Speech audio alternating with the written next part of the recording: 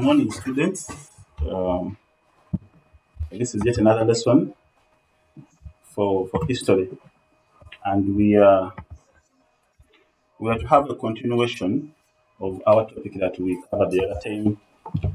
That is none other than the it is here nation building and the Mufekane. Uh, you will forgive us. The other time when we went back to do a background study, we found out that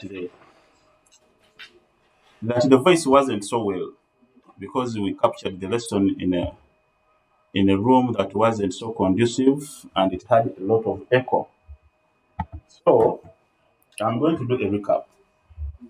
What I did last time was simple. I hope you can be able to view the notes that I have put. Mr. Shilbamba here has confirmed that everyone can see the notes that I have already put. So as I will be discussing, I will be asking you to be looking at them. But last time I said we are to look at this area here, that is nation building and Fekane. But however, the three episodes took place almost at the same time. Actually, not almost, at the same time. Because we happen to have nation builders in the name of Dingiswayo, the name of Dingiswayo, and then Shaka. One was for the Zulu kingdom. Most of us have heard about the Zulu kingdom, and this one was for the people called the Moseswa or the state called the Moseswa. Now, like I said last time, as two of these ones we are maneuvering so much to try and see that they build themselves nations, that they make their people to be a people in a given state, they did a lot of things. I told you last time, if you are going to embark on nation building, if you are going to embark on let's say, trying to put up a state, you can't simply walk around and tell people, yes, you can use diplomacy, but sometimes you have to use force. And mostly these guys here, they used a lot of force when it came to building their nations. So when they use the force, the militarism, the conquering, the expansion led to Mufekane. We shall look at Mufekane. But it is, in a brief, this was just the period of misery. That situation whereby you, like mine, it meant that you had valuable assets. So we say he got skills now when his father died.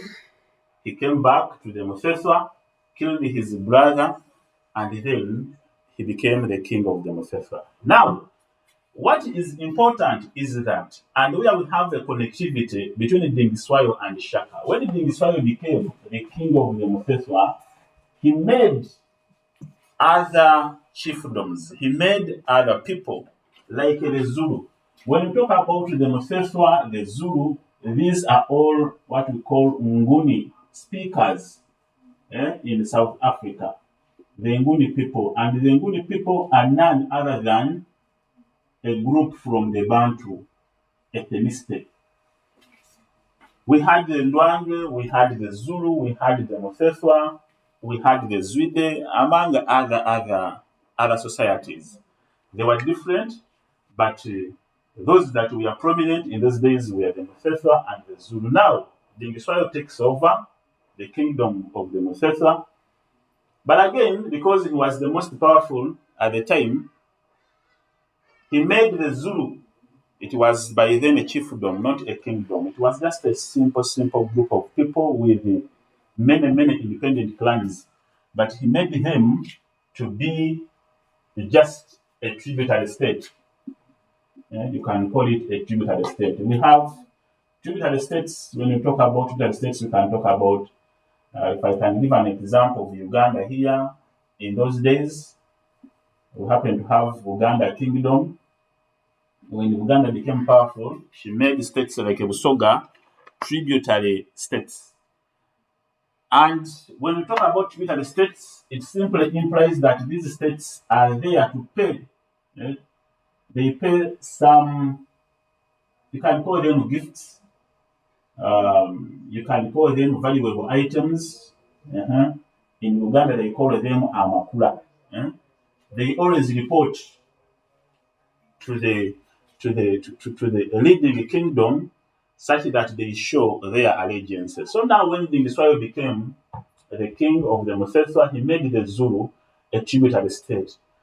And then when he made the Zulu the tributary state, he began recruiting. We talked about that the other time. He began recruiting younger boys from these tributary states.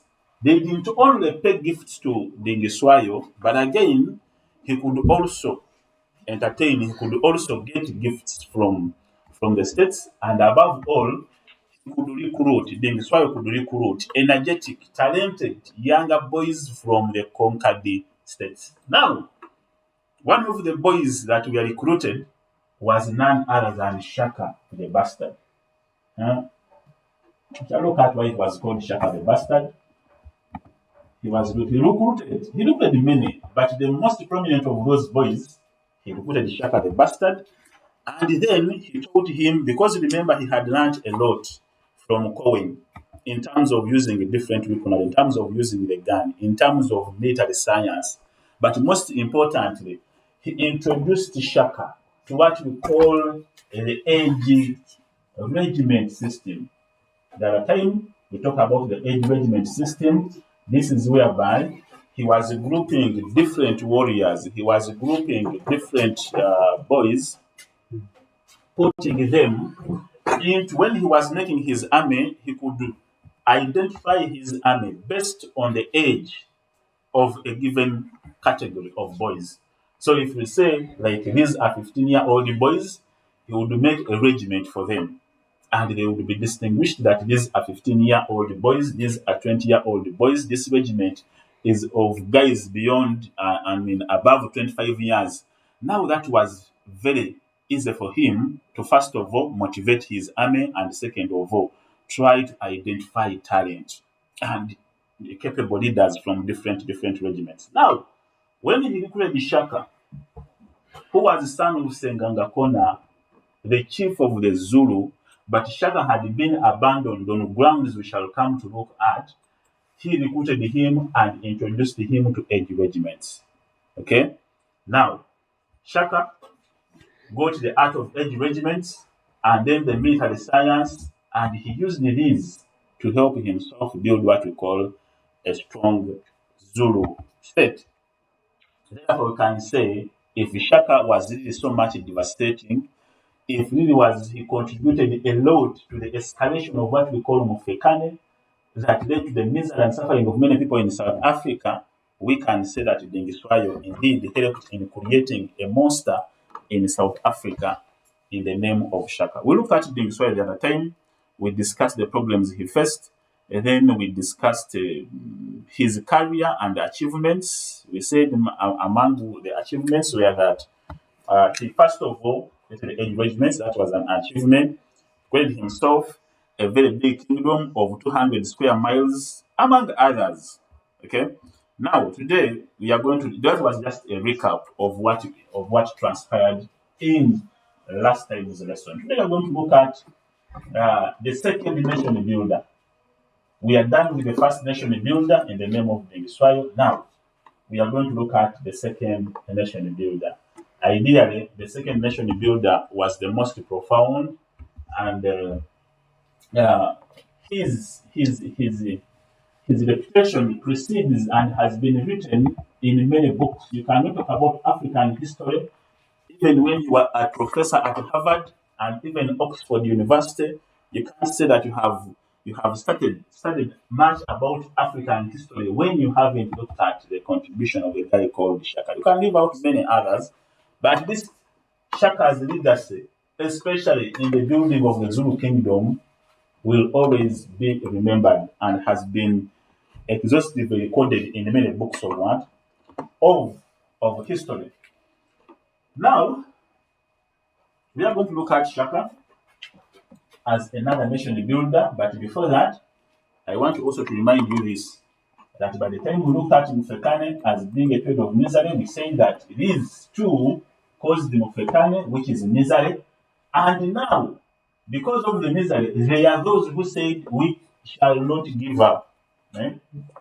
These days we call it drawing the lines. They drew lines in the ground. This is just English. I'm not saying that you're going to go and then draw line and then you say, now I've become defensive. It is just some kind of use. They drew lines on the ground. So they drew lines on the ground and said, we are not going to go anywhere. Much as Shaka is expanding, he wants to create, he is swallowing up many, many people. For us, we shall not run away. So they created states, and history has called these states defensive states. They ran away, yes, from their original areas, and where they settled, they said we shall not run any further. Of course, the cowards ran further. The cowards like the Ngoni. But it depends on how you see them, how you look at them. It depends on your analysis. You can call them the cowards, someone is going to call them heroes, because if you want to survive sometimes, you don't have to put your people to be, you don't have to expose them to a lot of risk. You can even run away, you can advance, and then you do what you call tactical withdrawal, run away, and then you make your people survive. But if you run away, if every time you are running away, then you say, oh, you are a coward. But anyway, it depends on how you define them. The Ngoni just ran away completely from South Africa and then settled in other areas of Africa, say Central Africa and then East Africa. But now these others, like the Basuto, like the Swazi, okay, they ran, but again they said we cannot run anymore. They got areas within South Africa and stayed there. They never made the effort to expand their territories. No, their objective was just one: defend our territories. And as long as they were not attacked by Shaka and his warriors, for them they were very, very comfortable and okay. Their major objective was to defend their states. Indeed, they survived. Indeed, they excelled in defending their states. And at the end of the day, they ended up creating states for themselves. From defending their people and standing their ground, they ended up creating. They ended up creating states, strong states that are still surviving even up to today. The Basuto today, I told you that time, is what you call present day Lesotho. I told you that time that you've done research about Lesotho. And then the Swazi today is present day Swaziland. These guys, these people here are still surviving up to now. But they are there because of the aspect of defending their states. And they could not have come up with the idea of defending their states if we didn't have Mufekani. And you would not be having Mufekani if you didn't have what we call nation builders. That is the connectivity between these three topics. If you understand them like that, they always have, actually they have lots of literature, but if you understand them in that kind of broader sense, then it becomes very easy for you to attempt any kind of question that might be presented from this topic. From these topics. Now, today we're going to look at Shaka. We're going to look at Shaka, and he's been called, if you're following with the notes I have just uploaded, they call him Shaka the Bastard. And of course, we are going to look at him, Shaka, vis-a-vis the Zulu state. The Zulu state, because he was very prominent, because he's been considered to be the founder of the Zulu. That's why even sometimes books of history record him as Shaka Zulu. But the Zulu name is just for the people or the state, and then Shaka was his name. Of course, when you talk about the Zulu as a people, I have told you that they are part of what we call the Nguni speakers.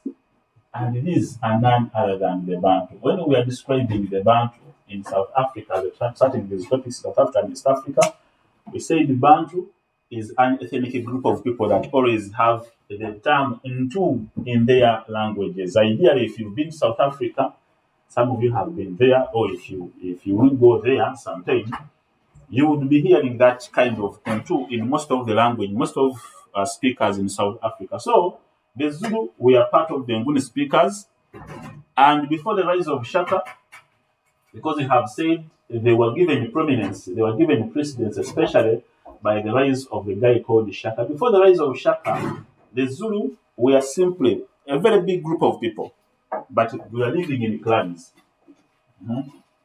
Living in semi-independent clans. Can give an example. You can have people like the Baganda, but when you don't have Buganda as a kingdom, just giving an example, you can say these are the Baganda, but you don't have Buganda as a kingdom. But what you have are the Baganda who are living in different clans, like the clan of Fumbe, the clan of Nsenene. I'm just giving an example. That's how the Zulu lived. Okay? The people were there. They could use the Zulu language. Okay? And they had their common identities, but they didn't have any kind of unification, any kind of uniformity in terms of a state. Before the rise of Shaka, they were living as a people, but they were living in clans, in different clans, and each clan was independent of the other, much as all of these clans were using the Zulu language. So, but however, one of the clan had a chief called Senzanga Kona. I don't know, sometimes these names are challenging. Senzanga Kona. The prominent of all these clans had a chief called Senzanga Kona, and this was the father of Shaka. Today, this is where we find the Zulu state. This is the map of South Africa. We find the Zulu. This is Natal province. Can call this one Natal. This area here, Natal province. And this is where we find, today it is called KwaZulu Natal. That's where we find the Zulu. And the Mufefa was still surviving. They're also in part of Natal. And what is most important here is what we call the port called Port Durban. Those days it was called the Lagoa Bay. It's very important today in terms of handling, especially export and import items for South Africa as a country. Now, they lived in this expansion, this large area here, but they were in different clans. But the most prominent clan was that of Chief Senzanga Kona, who was the father. It was the most recognized. And when Dingiswayo began or embarked on creating what we call the Mufefa state, he made sure that he makes Senzanga Kona loyal to him. That's why we say that this clan here of the Zulu was always paying tribute to Dingiswayo, to the extent that Dingiswayo was able to recruit Shaka as because anyway, he was illegitimate. He was illegitimate with Senzanga Kona, but Dingiswayo took him as a prince of the Zulu chief called He was a prince. That is Shaka.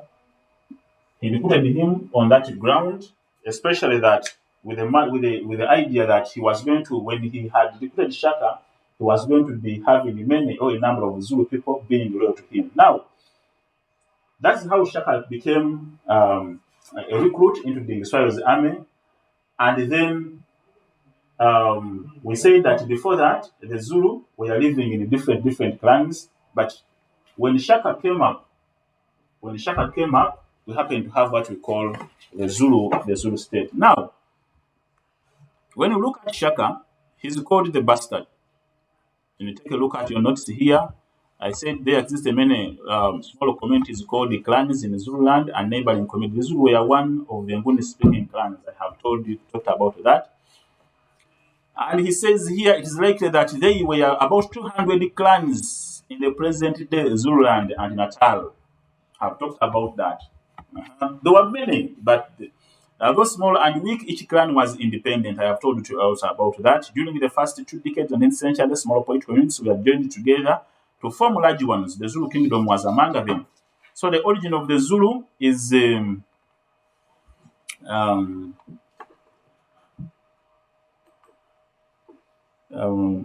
there's something here. Okay, the origin of the Zulu is not clear. Someone says here, but it is believed that it was founded by Shaka around 1818. Now that year is very much important. Now, before 1818, what happened?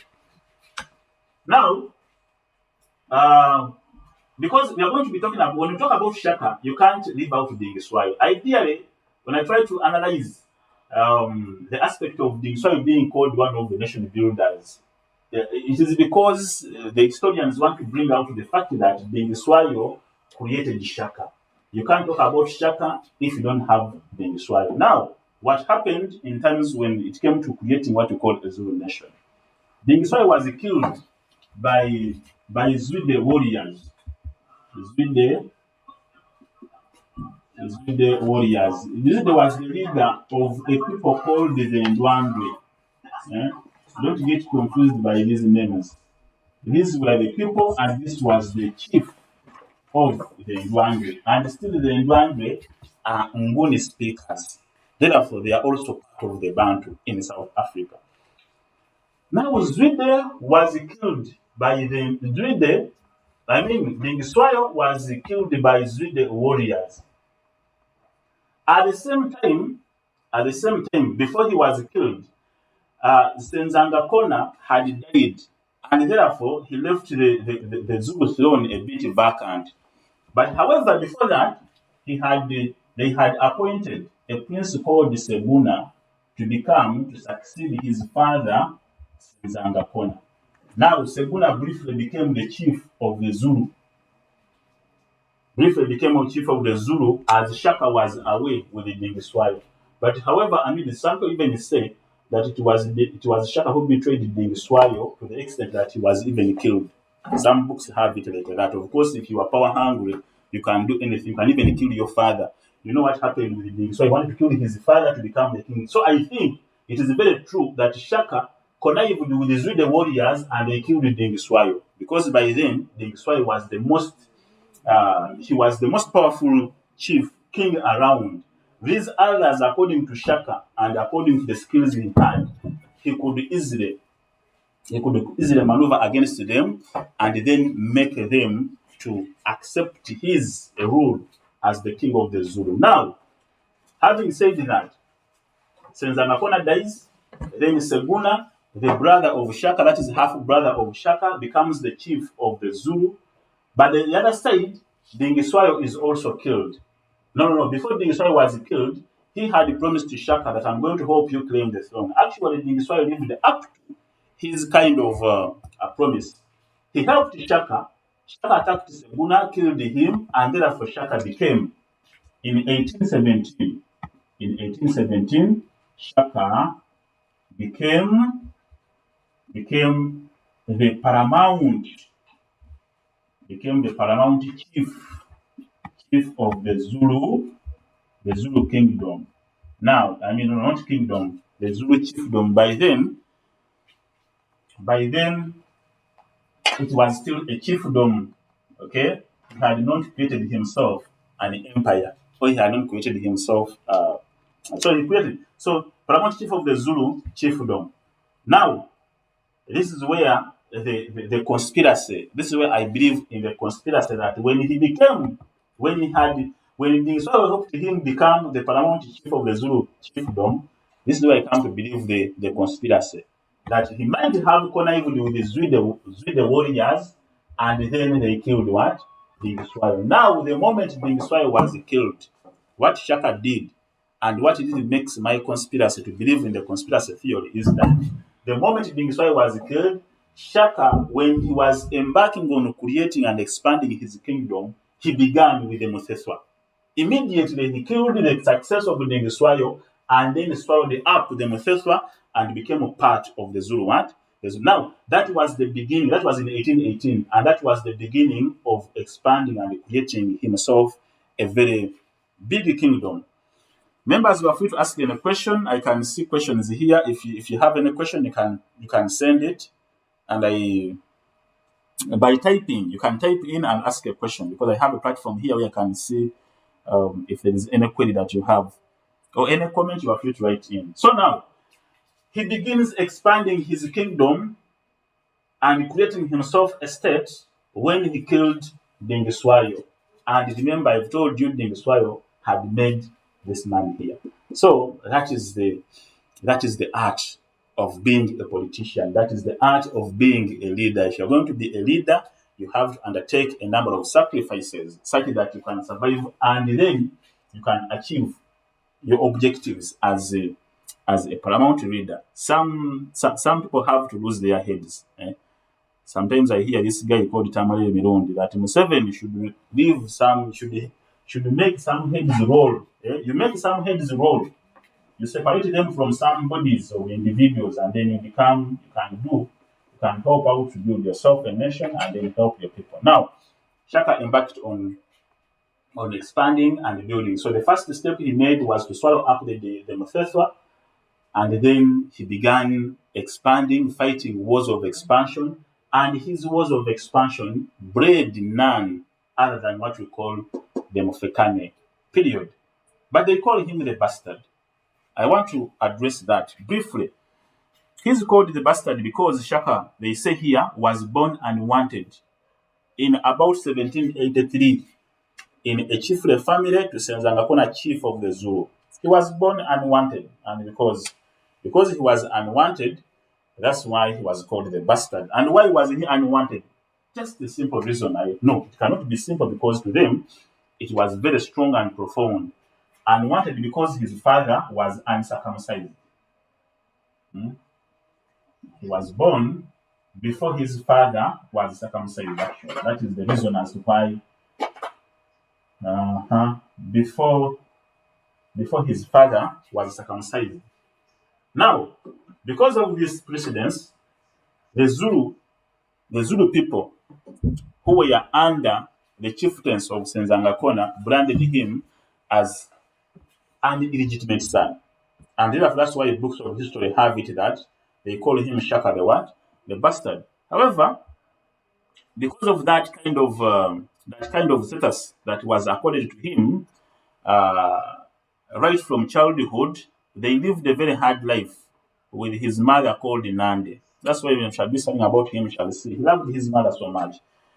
Because of that kind of life and that kind of brand that was given to him when he was still young, being unwanted, being illegitimate, he grew up a life of being mocked and harassed by many other, by his peers. And he didn't like that. That's why here I say he was therefore brought up among his maternal uncles amidst ridicule. Ridicule is just an English word. You can use whatever you have at your disposal, either dictionary, either Google, and then you try to find out what ridicule means. But ridicule simply, it is a situation whereby you are just undertrodden. You are always minimized amongst your peers, and everyone can see it. Everyone knows it, and they even know the reason as to why you are minimized. That's what we call ridicule. Okay, so he was ridiculed always, and because of that, because he had been branded illegitimate, that's why he grew up from the maternal side, and therefore, in all his maneuvers, that's why he was always trying to prove the Zulu people that he was a real Zulu prince by doing things that none other than any other prince, any other brother of his did. And we can put credit on that because he just had a very big achievement in many, many fields, especially, most importantly, in creating what we call the Zulu kingdom. Even today, you can't talk about Zulu kingdom when you don't talk about Shaka. The founder, actually, they say he was the founder. Actually, it was the founder of the Zulu kingdom. As I have told you before, we simply had Zulu people, very disorganized, very, very disintegrated, very disunited. But because when he came to power, when he began creating a Zulu kingdom, he brought these people together and they became just one state. Now, that is the background of Shaka. I've talked about many things here in my discussion because when I hear Seguna, a man who had assumed the Zulu throne, was defeated, and this left the Jewish entirely in the hands of Shaka in about 1817, so he was ambushed. Those members, I think you can follow what I have just discussed. Everything I've talked about has been captured in the write-up I have sent to you. I think you can read through it and try to understand. Shaka took the death of Dingiswayo as an advantage, so he became the master of them. And consequently, we say he was able to establish a very big and strong kingdom that covered around 300 square miles. square miles. Ideally, I can't say with the authority how many square miles Uganda covers. I cannot say that, but I think you can Google, because now we are. That's why you're even doing e-learning. You Google and find out how many square miles is Uganda covering. Okay, but this guy here was able to create. This is a very big area. Was able to create a Zulu kingdom that was covering 300 square miles. You Google and find out how many square miles Uganda is covering, and find out and see how many Ugandans we are making a constitute of just one Zulu kingdom. If you can Google around and see that. Okay, so we credit him for that. He was able to create a Zulu kingdom, and we still have it up to date. Then lastly here on the right up we had Shaka Zulu carried out reforms. That is also very much important. I said he didn't make a contribution and achievement in only creating a very, very big Zulu kingdom, but then when he had created it and he was satisfied that he had really got himself a very big kingdom, then he embarked on a number of reforms in the fields like military. We are going to look at his reforms, of course, when we are discussing, but before that, let me put down the fields in which he made a number of reforms. Are simply changes. Reforms are simply changes. In the field of military, he did a tremendous job in this field, in the field of economy, and even in the social. In the social aspect, look at the social. He banned a number of ceremonies that he dubbed we are wasting time of the Zulu people, especially circumcision ceremonies. He banned it. Why? Because he said it was a wastage of time, that instead of boys wasting time in getting circumcised and initiated, let them be recruited in age regiments and begin training outright so that they can embark on expansion of the kingdom.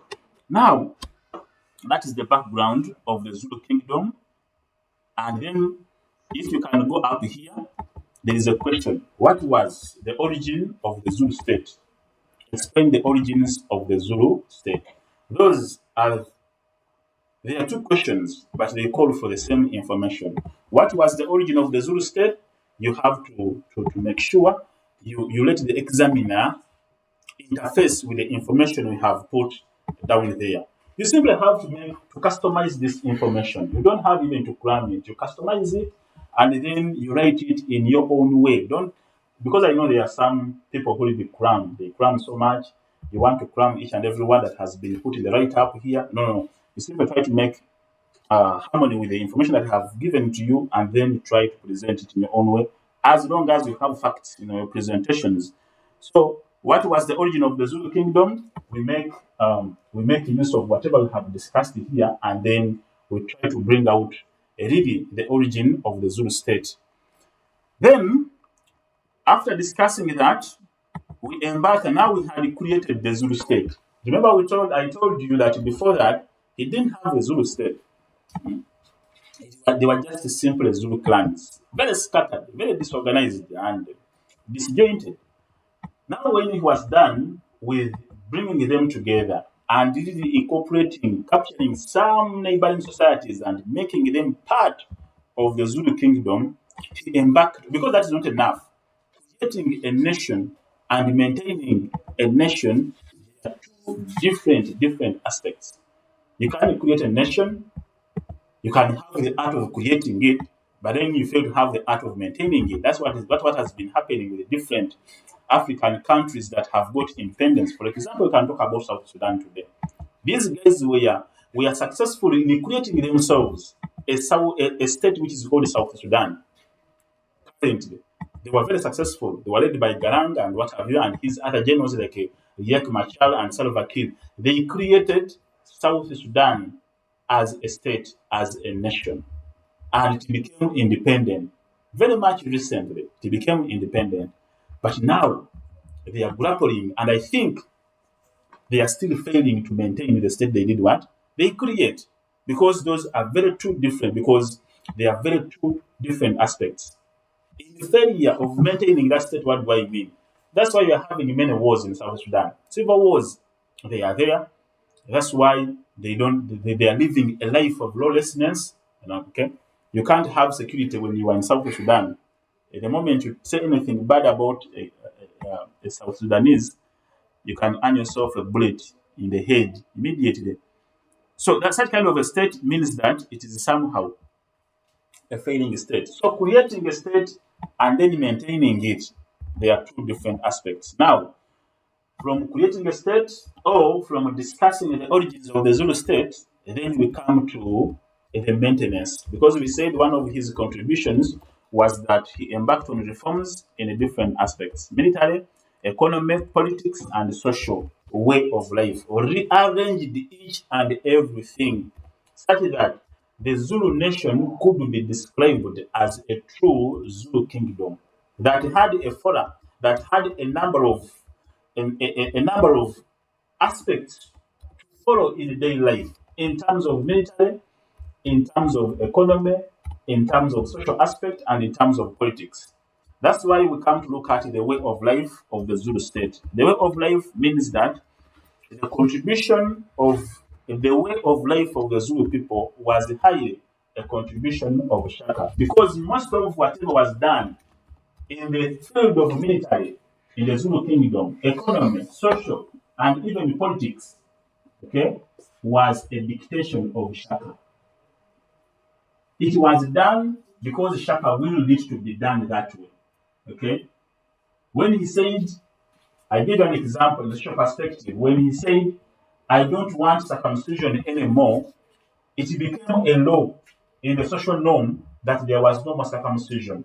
And therefore, we say it became part of the Zulu kind of social setting. And it was like that because Shaka had willed it. Those are the reforms. When he banned the circumcision, it meant that he had made a reform from always boys getting circumcised and initiated to a situation whereby it was no more. It was no more aspect toward them. Whatever they did was that the moment you made that kind of age whereby you could become energetic, it was just one door, and that door was to be recruited into the army. That's what he dictated. So he made a number of reforms, and these reforms that he made, even up to today, they are still the reforms upon which the Zulu are carrying out their way of life. So look at the way of life of the Zulu state. The question we have here: describe the organization of the Zulu state politically, socially, and economically. Number one, of course, the kingdom was centralized. You are familiar with that. We begin always with the politics. Uh-huh. The politics, we can call it the political aspect. We have a number of issues here. Number one, the kingdom was centralized. Today in Uganda, if I can take you to, if I can have Uganda as an example, because this is where we are.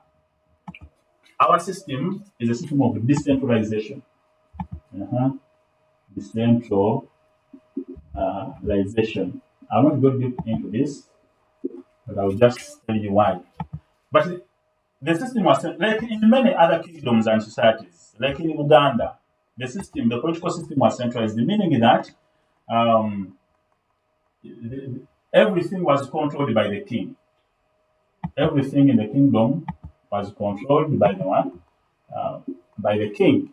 You talk about politics, you can talk about military, you talk about, and he was the head of everything. Actually, here he says, highly centralized with the king as the head, and the traditional chiefs were all under him. He was the head, and he was everything. If we take an example of Uganda, not Uganda of today, but Uganda, the pre-colonial Uganda, because even the Zulu state you're talking about here is the pre-colonial Zulu kingdom, not the Zulu kingdom we have it as how we have it today. In Uganda, the king was called, he had many titles. Kamala Yonna, every because um, Kamala Yonna, Sabasajja, those titles that we are giving him the platform that he was the controller of each and everything. That is the aspect of centralization. The king controlled everything, therefore, the Zulu state was highly centralized. Number two, The king was, however, assisted because much as you were very strong, much as you were a very good dictator, you cannot know whatever is happening in different areas. So he was always assisted by traditional chiefs and military indunas for effective control of the society.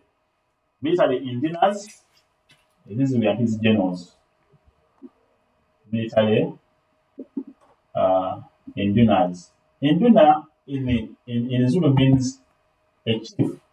But when the Shaka came to power, he made sure that for someone to qualify to be an induna, you must you ought to, you must have undergone military training. Not only training, but you must have excelled in militarism. So he could only appoint you as an induna as long as you had become a great military general in his army. So he was assisted by these people here, military indunas. Then three, the traditional council of elders played an important role. Of course, they had a traditional council of elders, especially in advising on issues pertaining to the Zulu society.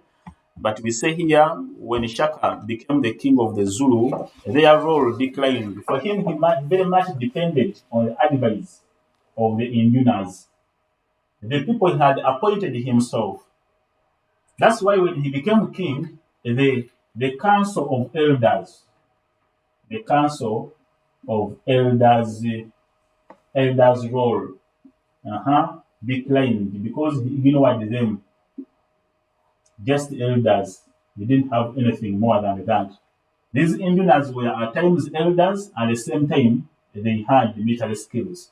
So he liked military indunas much more than the elders. So when he became king, the role of the council of elders declined. But on some issues he could get their advice, but not on every issue. Or they were not so much close to him as how the indunas were. Number five, he had powers to appoint and dismiss any chief. That happened with any other centralized kingdom. Talk about Uganda, talk about Ankole, talk about the Shona in Zimbabwe, the Ndebele.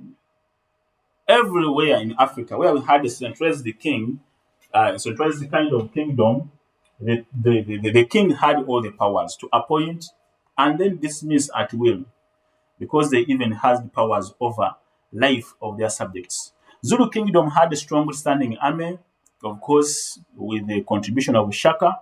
The army was well trained, equipped, and ready to fight. Of course, this was the contribution of Shaka. The army was always there, standing. We said Dingiswayo never had a standing army, much as he had regiments, but he did not have the art. He didn't get the art of creating a standing army.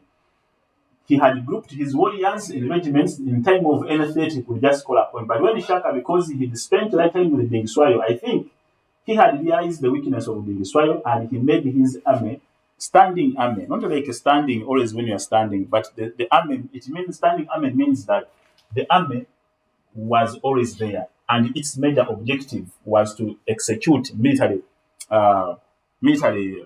aims and purposes. They could not do anything else. Ideally, the local people could go farming, they could do business, and then they could get some portion and give it to the army. So it was always there, just waiting for anything to come, and then they defended the kingdom. So he had a standing army, that is Shaka. But not only that, as number six, the army was well trained. It had the three aspects. It was highly trained. Secondly, it was equipped. And then number three, the army was always ready to fight anytime, anywhere, as long as it was about defending the Zulu kingdom. Then seven, the army lived in barracks called settlements. And this, among others, included the settlement of Bulawayo. They had many settlements. Like how we say this, that's why I say that Shaka was a military genius. He had not started this thing anywhere else. But intuitionally, he knew that if you are going to create a state, that's why I told you that it is very different from creating a state and then maintaining a state. So he knew that when I had created a kingdom in the name of the Zulu kingdom, first of all, I have to make a very strong army. Not only to expand this kingdom, but also to defend the kingdom. And now, if you're going to be effective, you're going to have an effective and efficient army, make sure that each day that came, this army here was thinking of none other than fighting, and they were always very much ready. So what he did was create settlements for them. Today we call them barracks, but in those days he called them settlements, and they could know that when you go to this area, there is a settlement of the of army officers, the settlement of the army, and then they could give them different names. The settlement we have given here, one of them is called Bulawayo. Then he talks about the army was divided into age regiments. Um, Divided into age regiments. Yes, you should copy these notes. You should copy them. If you don't have them, someone is asking here, should we copy the notes? Yes, you can go ahead and copy them and put them in your books, because what we are covering here, we are not going to cover it again, members, for your information. So when we say we are done with the Shaka, when you come back, that is anytime you come back, we shall begin from where we shall say this part was finished. So you copy them in your books. Then he says here, each military settlement had a section of royal women headed by a senior woman and acted as spies for the king on the Indians. And most of these women were relatives of Shaka. That was basically to check on the activities of the Indians and even on the activities that were taking place in different army settlements. Then the Indians were not allowed to hold the meetings without the consent and permission from the king. All that was to check on their loyalty. Of course, when he heard that you had held any meeting without his knowledge, chances were very high that your head was going to be separated from your body. So he didn't want that. Succession to the Zulu throne was to hold was hereditary. Of course, when Shaka died, of course the son or the brother of Shaka will take over. That was basically the political arrangement in the Zulu kingdom. Then social. Number one, the king was the leader of and presided over traditional ceremonies. He was the chief priest. He was the chief guest on each and everything. Okay. You talk about you have a ceremony around, Shaka was the chief guest. You talk about you are having a ceremony, Shaka was the leader of that ceremony. Okay. But the most important ceremony of this was what we call traditional fruit harvest. So it was very important, and this was presided over and directed by Shaka himself. So he was purely a despot. He was purely a dictator, and he had control of each and everything. Secondly, social organization initiation ceremonies were performed to mark entry into adulthood. Uh-huh. As a Zulu, what I told you the other time, you can take note of this point. I don't want to get confused. I told you that when Shaka came, or when he took over the leadership of the Zulu kingdom, he made the what can I use? Which one can I use? He erased or he discontinued what we call circumcision among the Zulu people because he had his reasons. Most important that circumcision was a wastage of the warrior's time. And when people could become circumcised, it could slow them down when it came to battle. Of course, you know when you get circumcised, you cannot be effective unless when you have taken a number of days to heal. But remember, his kind of arrangement was always training and training and training and being ready for any war. So he banned it. However, he left intact what we call initiation ceremonies. They were marked, they were performed to mark entry into adulthood. However, during Shaka's reign, however, circumcision was what? Was abolished.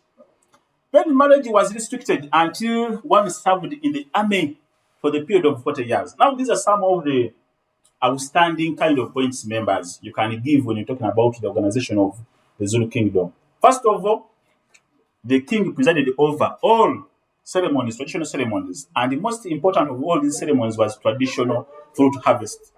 You don't have to cram that, you simply have to understand it. When we talk about traditional fruit harvest, it was the most important ceremony among the Zulu kingdom, and the leader of that ceremony was none other than the chief.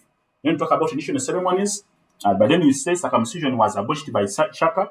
Now, the most important, another iconic kind of arrangement that was introduced by Shaka was the restriction of marriage. He will say here, marriage was restricted until one had served in the military for a period of 40 years. He could not say, I'm going to get married at the time of Shaka. So he was tough. All of those things we are discussing here were a description of what we call Mofekane. Okay? It is what we call what? Mfekane. When you say people are not going to marry until when they are 40 years, it is suffering because because the chances are very high. You are going to have many of them cohabiting and then they get themselves impregnated. And of course, it was a case, someone getting impregnated during Shaka's reign, then before the age of 40, you know, the outcome, you had to die immediately. So at this age, the military men could be retired at the same time with the females of inappropriate age for marriage. So either side, you could only wait for your husbands when they make a 40, when you are women, because the regiments were living alongside the women of their age bracket. Now, the moment you could make a 40, then you could identify a woman from the other side, and then you marry her, and then I think, I don't know, can I say life continues with a lot of happiness? That is in quotations, because I think you have become very much old. But that was the arrangement. It wasn't, you didn't have to question it, you had simply to accept it. Then the Zulu were divided into social classes, which were called clans traditionally. Royal clan provided the kings and chiefs, while warriors came from the class of the commoners. Social classes were everywhere. We talk about Uganda here, we had social classes, okay? They are they are enjoying each and everything, which is okay. For us, we are very okay. They can enjoy. And then you have the Abakopi, and then you have even some serfs. Yeah? We had even servants who are coming from other areas to come in Uganda.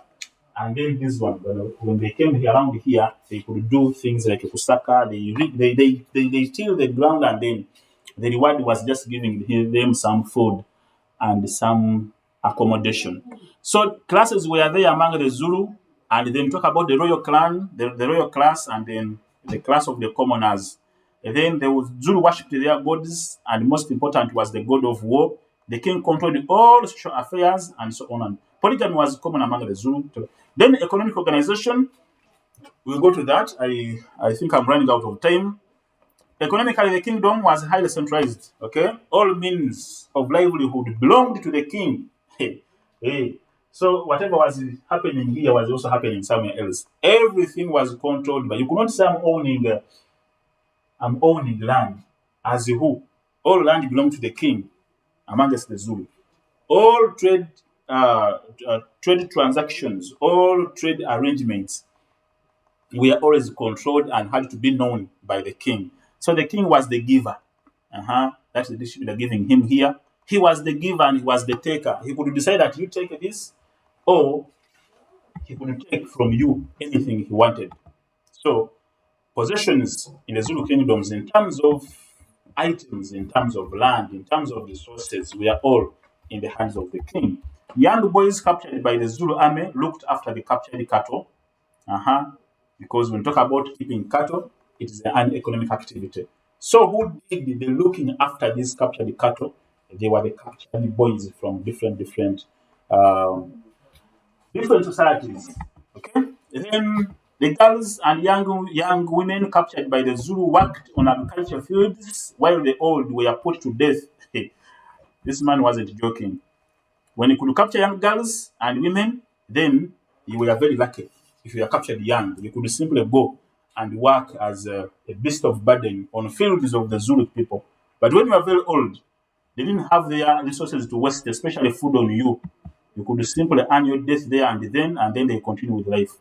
All age regiments were self-sufficient in food production and livestock. Because remember, he created the Zulu kingdom dependent on age regiments, and he created what we call settlements. He divided his kingdom in settlements, and each settlement was under the patronage of an age regiment. A settlement was complete. A settlement had a barracks, a settlement had a royal club, a settlement had a food store, a settlement had fields, and a settlement executed a number of economic activities, keeping cattle, growing crops, among others. That's why here it says they were self-sufficient. All settlements were self-sufficient. In other words, they could provide whatever they needed for themselves. If you were in a settlement of Bulawayo, you didn't have to go to another settlement to get food. No. If you're in that settlement, it means that you had to grow your own food, you had to provide each and everything in that settlement. So he made sure as Shaka that all settlements become self-sufficient, that each settlement was independent of another. So that's why he says the self-sufficiency in those days he meant was basically in food production and livestock, because they were the most important aspects in those days. Today we can have many things that can describe you as being self-sufficient. For example, if you have a medical insurance, if you have a job, if you have a business, if you have a car, if you have land, if we could say you are self-sufficient. But in those days, to get a description of being self-sufficient, it was just on two aspects. You ought to have a garden, of course, which was owned as a settlement, not just a garden, but an agricultural field. And then you ought to, you had to have a number of animals, and also they were owned communally by a settlement. Then he says raiding cattle, goats, and women. Raiding was an important economic activity, and it was a source of wealth. The Zulu also traded with the foreigners, most especially the Portuguese and the Lagoa Bay. The Lagoa Bay, I discussed here when I drew for you the map of South Africa. They what we call Port Durban. The Zulu also carried out iron working and produced weapons such as the short stabbing spear. Among the reforms he made, that is the Shaka, he introduced the Edge Regiment wasn't his brainchild. The Edge Regiment was the brainchild of Dingiswayo. And then Shaka copied it and perfected it. But what was his brainchild? What was his most important invention was the short stabbing what? Short stabbing spear. That was the most important. It was the most important invention that Shaka made, and that's why his army became very, very efficient when it came to fighting. Because short stabbing spear, unlike the long throwing spear, you could retain it in your arm. Okay, what he did was very simple. If you had a long spear like this, and then I'm not a very good artist, then it has that sharp pointed thing. What he did was to shorten this handle. He cut off part of the handle, and then he left this one short, so that you could hold it in your arm, and then you could not lose it when fighting. Unlike the long throwing spear, you could simply throw it and then it could get stuck in someone's body, and then you don't have it anymore in your hands, and then at the end of the day, you get also yourself stabbed. But the short stabbing one was acting like a sword. We didn't have swords, but the way it was being used was in a format of how people use swords. You pierce someone and then you pull it out and then you pierce another and then like that. So that's why it became very, very efficient. And now what he did was to make sure that his warriors were very efficient and very, very fit to use what we call one-on-one combat. Okay? Because you could effectively use the short stabbing spear only when you are very fit. You are not going to fight one person or two persons and then you begin breathing like a rabbit. Okay, if you begin breathing like then you lose your life very easily. So he made sure that he rigorously trained them such that they could engage effectively the enemies in one-on-one battles using the short stabbings. So that was a very important kind of contribution when it comes to military arrangement. When they are telling me here, Mr. Silubamba, I've worked with Mr. Silubamba Suman. Those of you who are doing computer, you know him. He's the one who is behind all of this that you are saying. Otherwise, if it's not his effort, you can't even hear my voice. So I've worked with him and he's telling me that it's time up. However, when we meet, inshallah, that is next Wednesday, we shall discuss factors for the rise of the Zulu state. Of course, they are very brief there. And we shall look at Shaka's reforms and changes.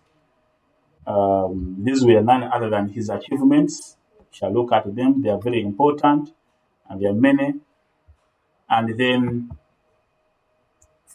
because the Zulu kingdom is very wide, we shall see how we shall be continuing with our discussion. However, you copy those notes.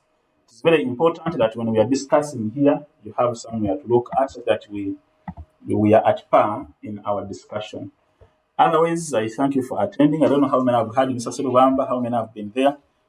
can't see them on my own computer here, but if I could make mention of the number, currently I'm having 57 viewers. Thank you, the 57, for attending this lesson, and I wish you a good day.